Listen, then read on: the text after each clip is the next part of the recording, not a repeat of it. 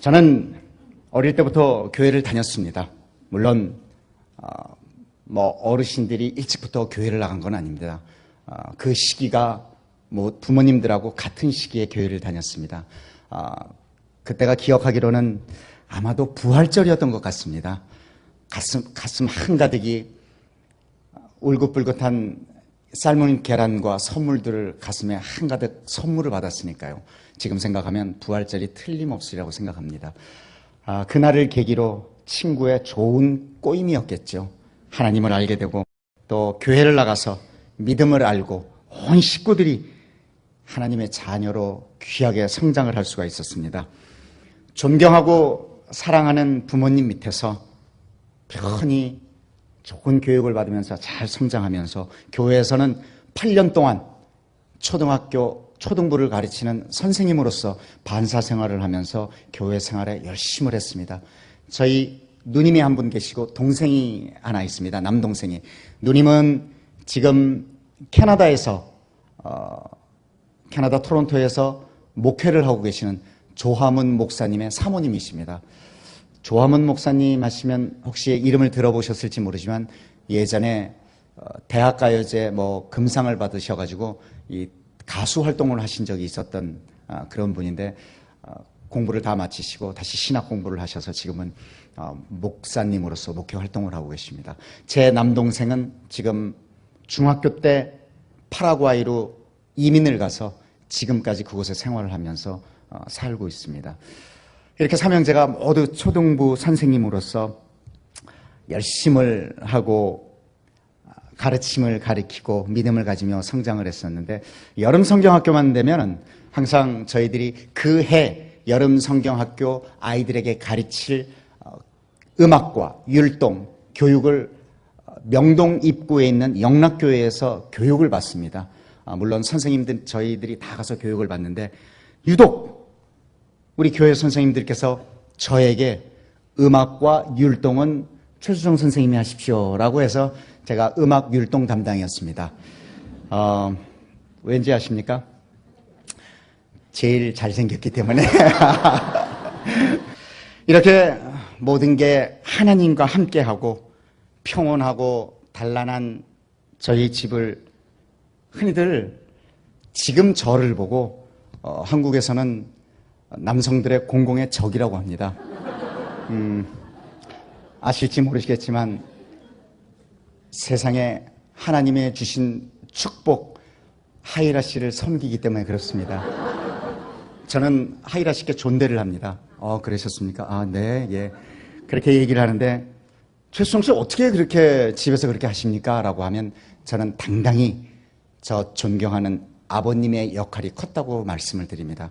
아버님께서는 예전 박정희 대통령 시절 청와대 근무를 하셨습니다. 고급 공무원으로서 저희들 또한 부모님 덕택에 아주 편안하게 생활을 할 수가 있었습니다. 보통 주일날이 되면 아버님께서 어머님과 누님은 쉬세요. 아버님은 부엌으로 아침을 하러 가시고 저희들은 이불을 개고 청소를 하는 게 그 주일날의 일과입니다. 아버님의 그 모습에 참 가정적이시다라는 것을 보고만 살아왔습니다. 제 기억에 언젠가는 학교를 가면서 인사를 드리려 문을 탁 여는 순간 아버님 팔에 어머님이 폭 안기셔가지고 아버님께서 하시는 그의 모습이 참 지금도 가슴 속에 나도 나중에 크면 우리 아버님 같은 저런 가정에 충실하고 부인에게 사랑을 줄 수 있는 그런 가장이 돼야겠다라는 중학교 때 그런 생각을 하고 컸습니다. 아버님께서 청와대를 나오시고 동료 친구분들과 같이 사업을 하시러 파라과이로 가셨습니다. 파라과이 가서서 큰 사업을 하셨는데 초창기에는 너무 잘 되셨습니다. 그래서 온 식구들이 이곳에서 와서 살면서 같이 공부를 하고 그랬으면 좋겠다고 해서 식구들이 다 이민을 가게 되겠습니다. 파라과이로. 어머님, 동생 모두 다 가는데 그 당시 누님이 고등학교 3학년이었습니다. 대입을 바로 앞둔 누님의 처지에 저는 고등학교 1학년이었는데 저 또한 그냥 이곳에서 좀 더 공부를 하고 나중에 가겠습니다라고 하고 식구들이 다 이민을 떠났습니다. 어머님께서는 파라과이를 왔다 갔다 하시면서 저희를 돌보시고 또 아버님이 계시는 동생과 아버님이 계시는 파라과이에서 왔다 갔다 생활을 하셨습니다. 그 당시에는 파라과이를 한번 가려면 비행기를 타고 3박 4일이 걸렸는데 요즘은 안 그렇겠습니다만 사업이 물론 잘 될 때도 있고 못 될 때도 있고 하는데 어려운 시기에도 불구하고 아버님께서 저에게 미국으로 유학을 갈 기회를 주셨습니다. 그래서 저는 콜로라도 덴버에서 유학 생활을 시작했습니다. 그 당시 누님 또한 결혼을 하셨고요. 물론 지금 캐나다 토론토에서 목회를 하고 계시는 조함은 목사님과 말이죠. 사실 아버님의 사업이 그렇게 번창하고 하던 때가 아니라 그냥 연면하는 그런 생활 속에 저를 유학을 보내주신 거에 너무 감사를 해서 항상 저희 식구들은 믿음과 하나님의 사랑 속에서 살고 있다고 믿었습니다. 제 책상 위에는 마가복음 9장 23절 할 수 있거든이 무슨 말이냐, 믿는 자에게는 능치 못함이 없느니라는 글귀가 책상 앞에는 딱 적혀 있어서 나의 믿음대로 할 수 있다는 생각을 가지고 열심히 공부를 하고 있었습니다. 그러던 중 아버님이 사기를 당하시고 사업을 실패하셔서 결국 아픔으로 돌아가시게 됐습니다. 그 당시에 아버님의 연세가 60세였습니다. 저는 모든 걸 포기하고 그 콜로라도 덴버에 책가지와 옷 모든 것을 놔두고 이 몸뚱이 하나 그리고 선배에게 겨우 차비 그 당시 60만 원 돈 했던 비행기 티켓을 하나 꿔서 한국으로 돌아야만 했습니다. 어머님 또한 동생을 파라과이에 남겨두고 한국으로 돌아왔습니다. 그때는 정말 세상이 미웠습니다. 모든 게 다 싫었습니다. 왜 그렇게 부모님이 미운지 정말 혼자서 욕도 많이 했습니다. 이렇게 책임지지도 못하는 자식들을 낳아주셔가지고 뭐 했다고 이렇게 돌아가시고 그러시냐고. 지금 생각하면 참 바보 같은 짓이었고 가장 욕을 많이 들었던 분이 계십니다. 바로 하나님입니다. 당신 말이죠. 그렇게 믿음과 사랑으로 지켜주시고 안 되는 일도 되게 해주시고 모든 저희 가정이 믿는 것은 오로지 하나님의 사랑으로 하나님의 믿음으로 여기까지 오고 지금까지 생활을 했는데 이게 뭡니까? 정말 한심합니다. 정말 밉습니다. 라고 하면서 방탕의 생활을 하기 시작했습니다. 오갈 데도 없고 집도 없고 아무것도 없습니다. 어머님은 친구 집에 하루, 저 친구 집에 하루 전전하기 바쁘셨습니다.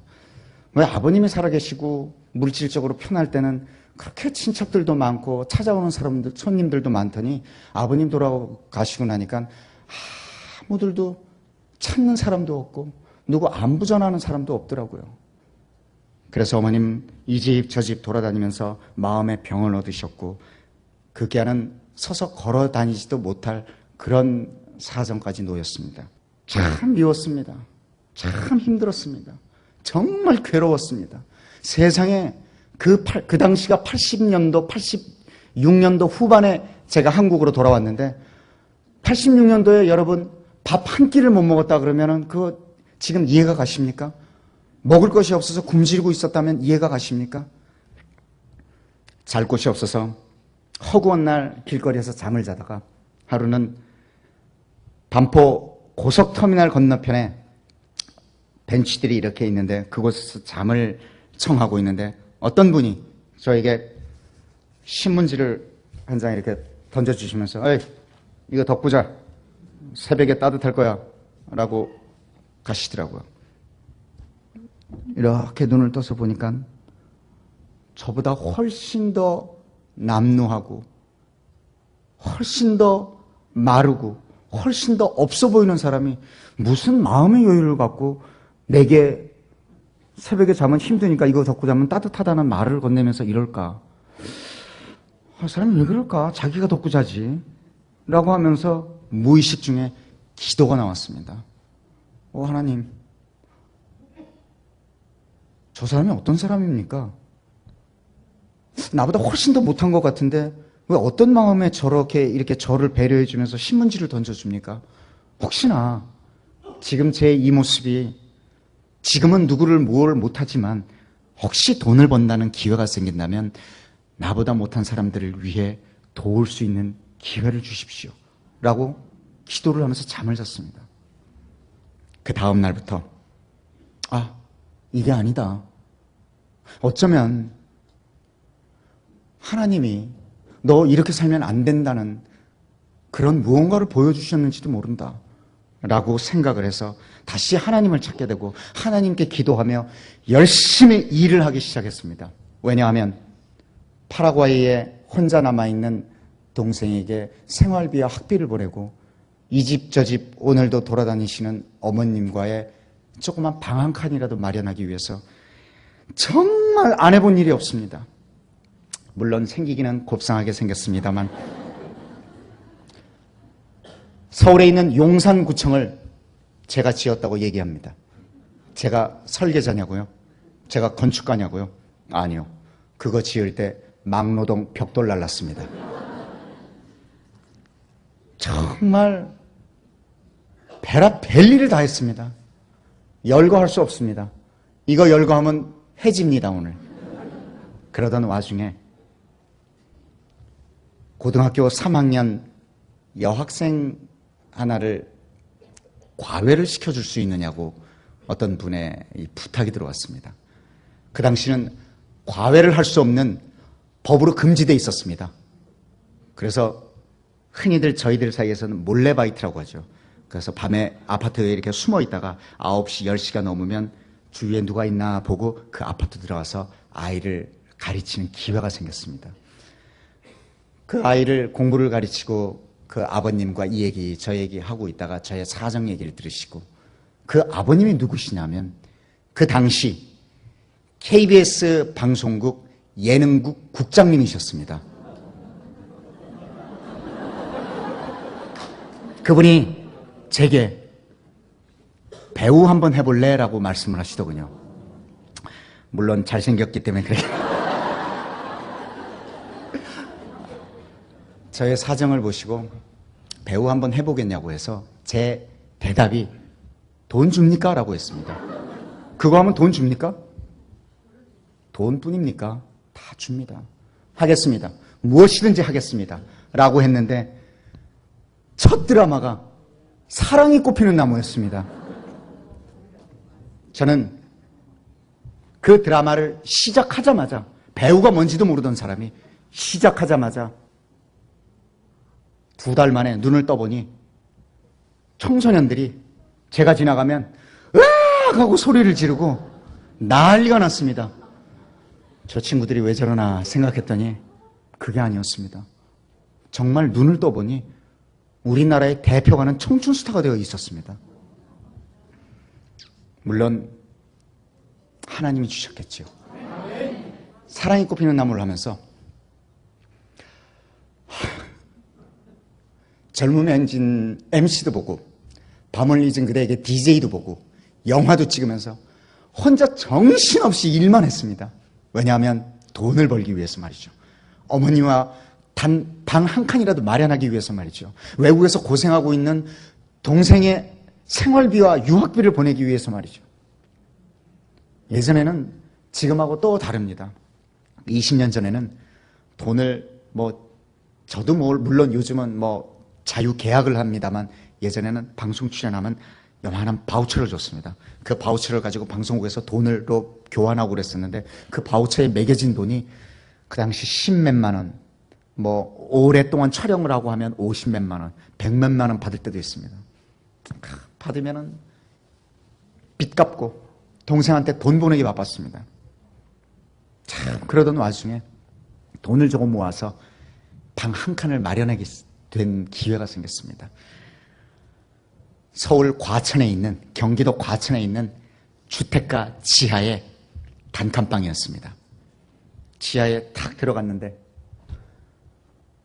온 구석에 비가 새가지고 곰팡이가 다 슬어있고 정말 냄새가 나서 과연 이런 곳에서 살 수가 있을까라고 생각했는데 어머님하고 저는 감격해서 울었습니다.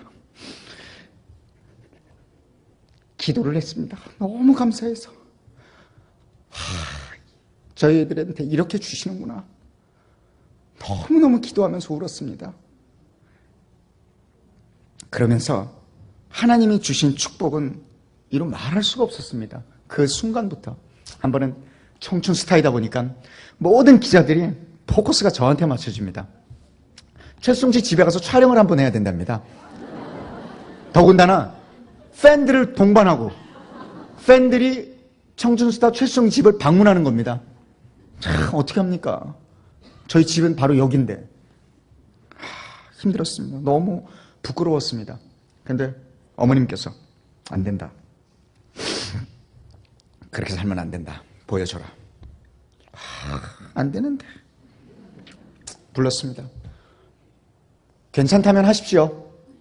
기자가, 사진 기자와 함께 팬 5명을 대동하고 저희 집에 오는 순간 2층 양옥집인 줄 알았겠죠. 들어오는 순간 기겁을 하더라고요. 비로 새서 곰팡이 나는 쾌쾌 묵은 냄새와 거기서 엄마하고 저하고 둘이 사는 그 모습을 보고 당황하지 않을 기자가 사람이 어디 있겠습니까?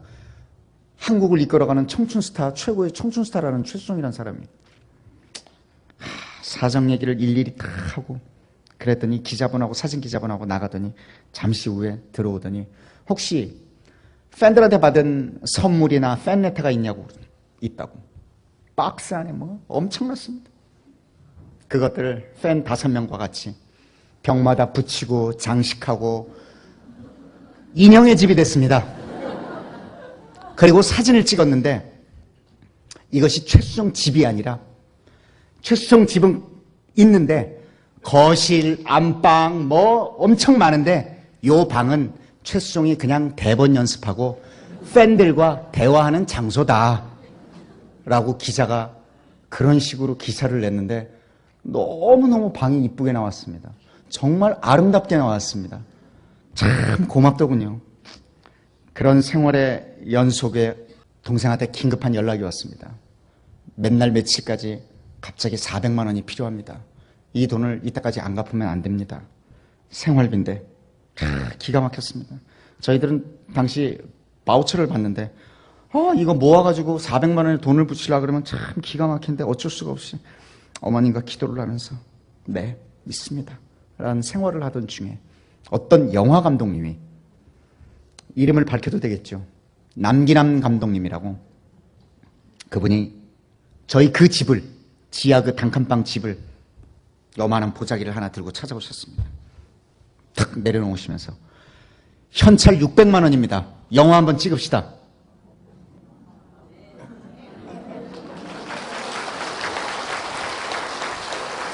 근데 그 당시의 현실이 영화를 찍을 수 있는 시간이 없었습니다. 드라마 찍어야죠. 찍으면 밤에 라디오 DJ 하러 가야 되죠. 중간에 시간 그 젊음의 행진 그 청소년 상대 MC 봐야 되죠. 뭐 이것저것 해야 할 일이 너무도 많아서 시간이 없었습니다. 근데 감독님 최수종 씨 4번만 찍어주면 됩니다. 감독님, 제가 이 돈을 받고 그 영화 주인공이라면서 어떻게 4번만 나가서 찍습니까? 제목이 일지매였습니다. 얼굴 4번만 보여주고 나머지 다 복면 쓰고 하면 됩니다. 복면은 스턴트맨이 싸우고 격투하는 거는 다 그 사람이 찍고 정말 위급한 상황에 복면을 싹 벗고 정말 위급한 상황을 보는 순간 있다가 싹 없어지면 그분이 복면 쓰고 나옵니다. 저는 갑니다. 4번 찍었습니다.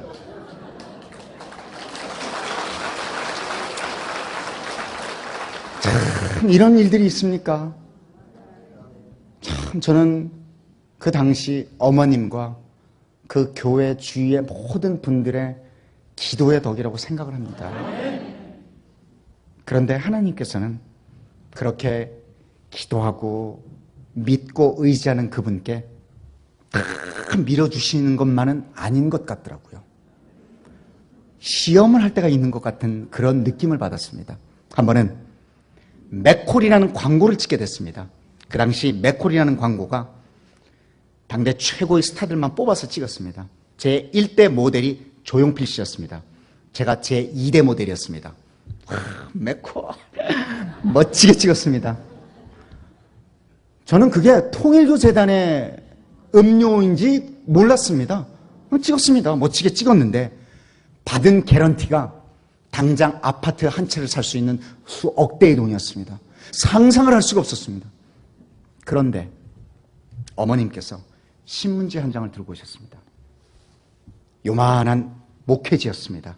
우리가 보는 일반 신문보다는 조금 작은 목사님, 전도사님, 선교사님들 하는 이 서울에서 보는 이 목회지가 있었는데 그 목회지에 어떤 목사님께서 우리 아들이 최수종을 싫어하는 이유 일면에 쫙 적었습니다. 최수종이 어떤 인터뷰를 보면 참 어렵게 고생을 해가지고 다시 이런 길로 접어들어서 세상에 믿을 것은 아무것도 없고 하나님 백으로 이 자리에까지 왔다. 저렇게 짧은 시간에 어떻게 저 사람이 저렇게 만들어질 수 있느냐? 누가 있는 걸 아니야? 아닙니다. 저는 하나님이 최고입니다. 내 든든한 백, 이 하나님 백으로 지금까지 살아왔습니다라고 얘기했는데 통일교재단에 메코를 찍어 라고 일면에 여기서부터 여기까지 어머님이 믿는 사람으로서의 할 일이 아닌 것 같다. 이 돈을 부유한 이웃에게 기부를 하자 딱 그러시더라고요. 와. 지금 이 집에서 이 방에서 나갈 수가 있는데 정말 가슴이 찢어진 줄 알았습니다. 그냥 모르고 넘어가면 좋겠는데 어머니께서 안 된다. 그래도 이 일은 우리의 일이 아니다. 돌려줘야 한다. 네, 그렇게 하겠습니다. 그 돈을 고아원에 도네이션 했습니다. 저희들의 하는 행동이 여러분 요즘 아시다시피 스포츠지 연예란에 나지 않습니까? 최수종 맥콜 광고료 전액 기부 고아원 쭉 기사가 나왔습니다. 그리고 2주 후 똑같은 목회지 그 목사님이 그 일면에 우리 아들이 다시 최수종을 사랑하는 이유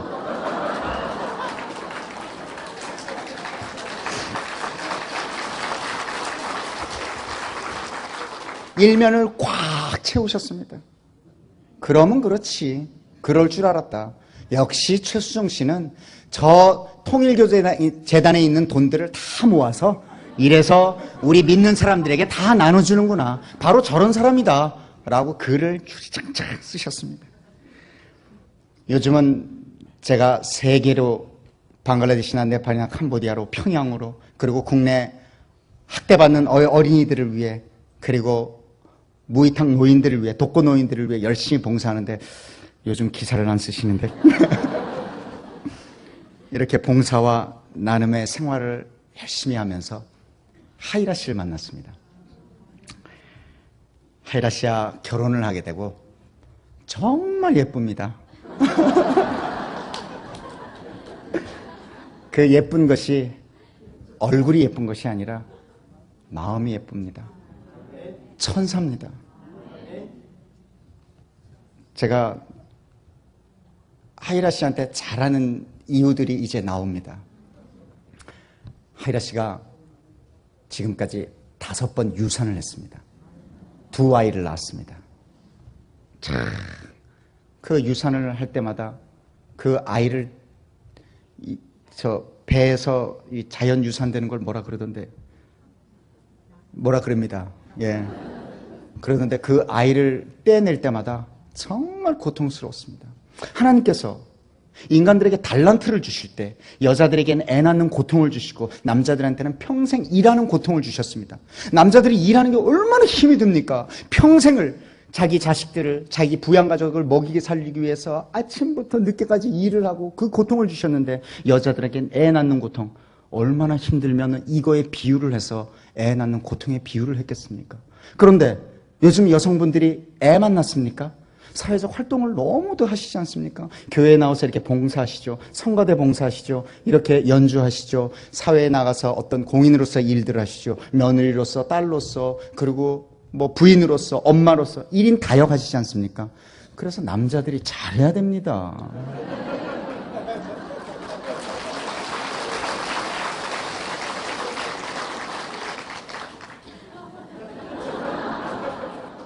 어떤 분은 박수치고 어떤 분은 고개를 숙이시고 어떤 분은 저를 째려보시고 그러면서 두 아이를 낳았습니다. 첫째가 제가 이렇게 하면 웃으시더라고요. 최민서 씨, 둘째가 최윤서 씨. 이름을 왜 이렇게 부르냐고요? 저는 아이들 또한 아이들에게조차 존대를 하고 있습니다. 지금까지 아이들을 저와 하이라 씨가 낳았다고 내 자식이기 때문에 예, 그러면 안 돼. 공부해야지.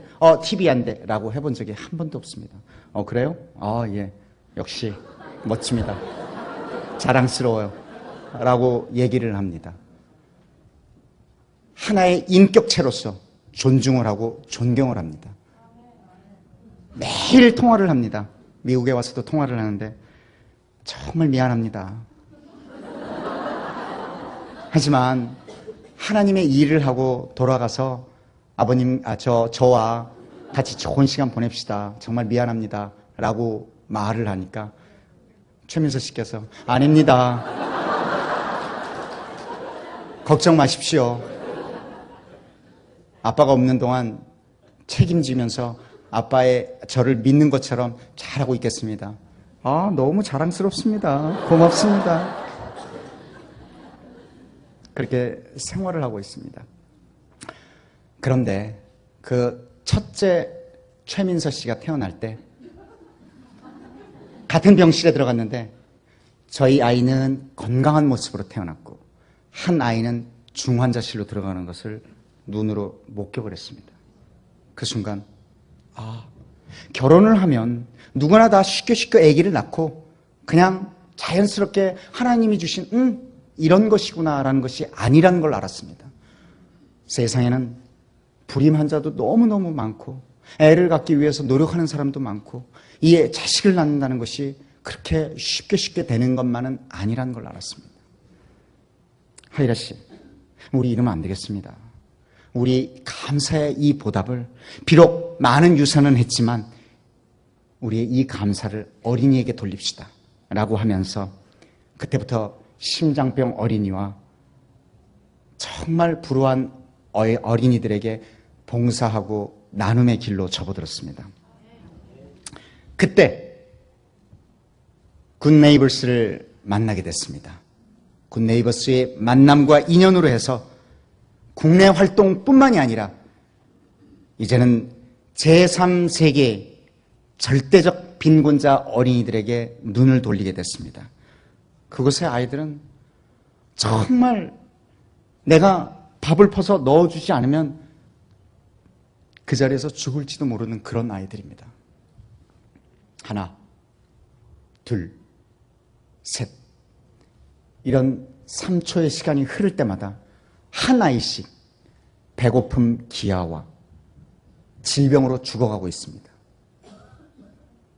물론 다 고칠 수 있는 그런 병인데도 말이죠. 평양을 방문했을 때 또한 정말 힘들어하는 아이들, 그리고 약이 없어 죽어가는 사람들을 목격할 때 가슴이 찢어지는 것 같았습니다. 그래서 저는 제가 시간만 허락이 된다면, 시간을 쪼개서라도 늘 굿네이버스를 통해서 사람들을 만나고 또 이렇게 미국까지 와서 이 나성 열린문 교회 여러분들과 같이 이야기를 하는 시간을 가지지 않았나 생각이 듭니다. 그것이 바로 하나님이 주신 마음 때문입니다. 하나님께서 보여주신 또 만나게 해주신 그 아이들 때문입니다. 여러분들이 보신 그 영상의 그 8살 수존, 그 모습과 그 네팔에서 낮에는 채석장에서 돌을 깨는 노동을 하고 또 오후에 학교에 찾아오는 그 소마야 어린이를 보면서 저는 고마워서 눈물이 났습니다.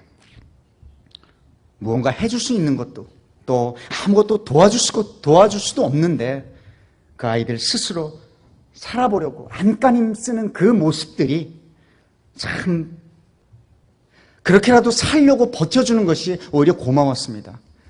그리고 너무 미안했습니다.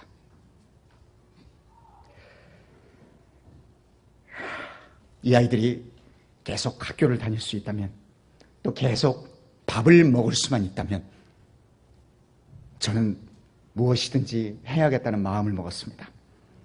그것이 바로 하나님께서 주신 소중한 마음입니다. 저는 그 하나님께서 주신 그 마음을 여러분과 함께 하고 싶습니다. 우리의 작은 사랑의 실천이 세상을 변화시키고 또 그 아이들에게 꿈과 희망을 키울 수 있게 해준다고 믿습니다. 여러분들의 사랑과 격려와 힘이 필요합니다.